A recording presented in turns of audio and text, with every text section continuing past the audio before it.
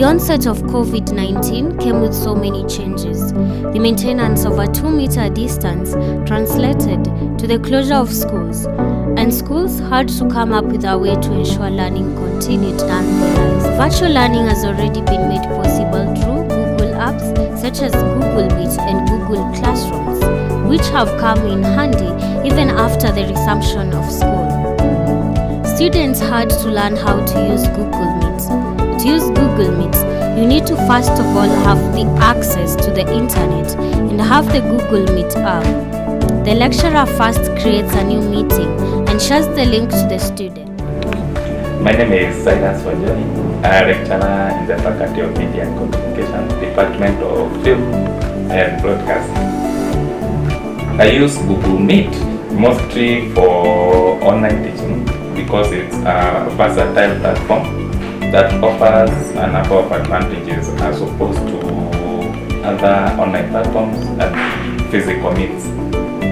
For example, among the online platforms, Google Meet is one of the easiest to use because all you need is a Gmail account, and most students do have Gmail accounts. So for teaching, it offers a good platform to teach.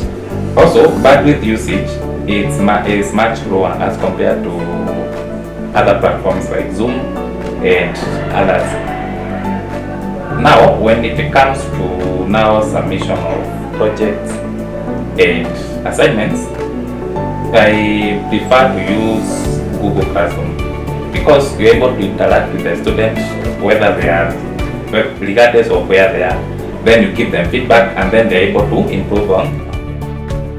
Google Classroom is better than physical classroom because it's more cheaper. All you need to do is just buy data or turn on your Wi-Fi and get to class in time, study.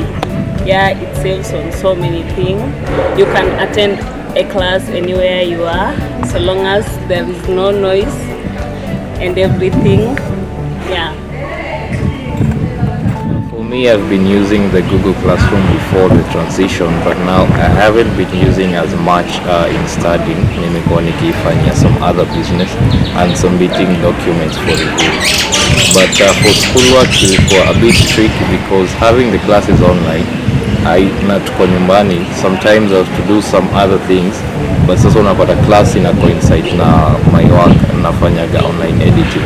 So keeping up with the two ilikuwa difficult, and then before I had Wi-Fi, we were supposed to use our own bundles. The school wasn't providing for any kind of data.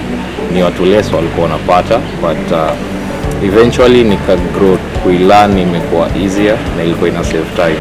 So one of the main advantages of using Google Classrooms for assignment and project submission is they're able to be stored for the longest time possible. Unlike physical submission of assignments and projects, whereby the student has submitted a project or an assignment and then maybe the lecturer might his place. So this one, there is a trail, there is a digital trail when it was submitted, when it was graded, and then the student is able to receive the mark instantaneously, so that even if there are big disputes with the mark, they're able to make a comment and then the lecturer can have a. Yeah, and there might be disruptions in terms of post-election violence and so on and so forth. Google Meet also offers that option of attending classes wherever you are. And as I said earlier, the bandwidth, in terms of bandwidth usage, Google Meet is much better as compared to the other online platforms like Zoom and the rest.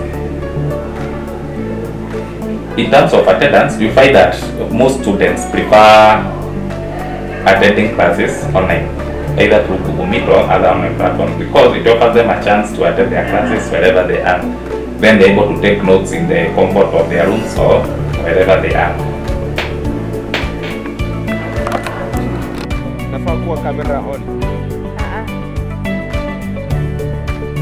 Ask to join. Umejoin. Umeask.